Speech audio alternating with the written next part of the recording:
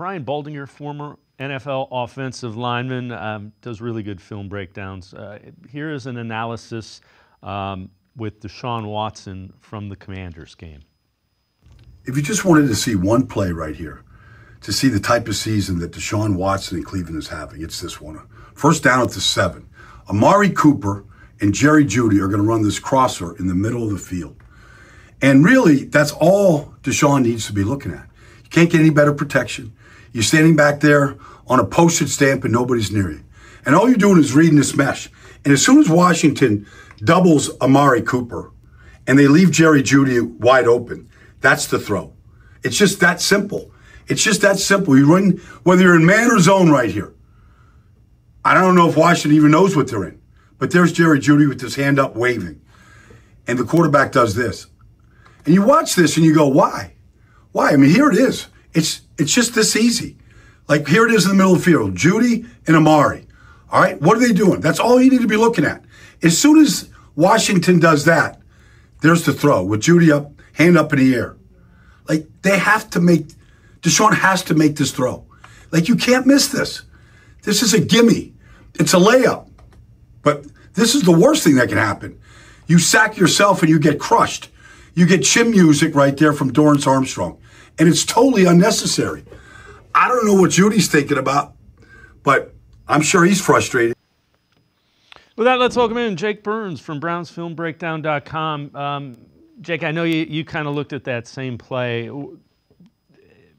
Obviously, it's a concern, just not seeing what is there.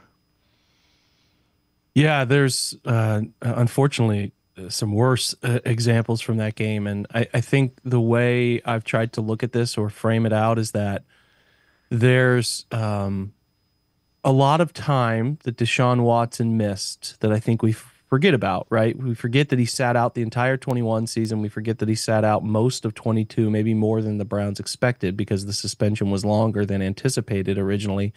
And then we know last year he only played in 5 games. And when you add up missed time with a quarterback trying to get back into the rhythm of what it takes to be successful in the NFL and a guy who already is a known delayed processor, you get into the situation we're in where he hasn't played enough football. His offensive line, we can all agree, has not been good enough, hasn't been up to the standard this year. But then when things are going well around him, things are blocked up, things are where they need to be, he doesn't trust what he sees. The game is moving fast.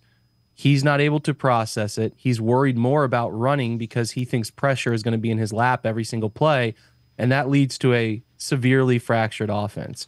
If your quarterback thinks on every snap, drop back base snap, that I have to create and try to extend the play, you're never going to be able to see things within the means of what the play design is, at least not consistently. You might pick up one first down, but then you got to get another and you're going to fail. So I think that the way I would frame it is that Deshaun Watson is a fractured quarterback mentally, and I don't think he can play at a successful level. It's like a rookie quarterback because, again, he's missed so much time that it's almost equivalent to a rookie quarterback who is being demolished by a bad offensive line in front of him, and they lose trust. They lose belief. Even guys are open. The answer is right in front of their face, and they don't want to believe what their eyes are seeing. That's where we're at, and why I have such skepticism that the status quo with Watson and the process at hand is going to get better in the immediate future. And that is it's a dark place to be right now, considering that they're 1-4.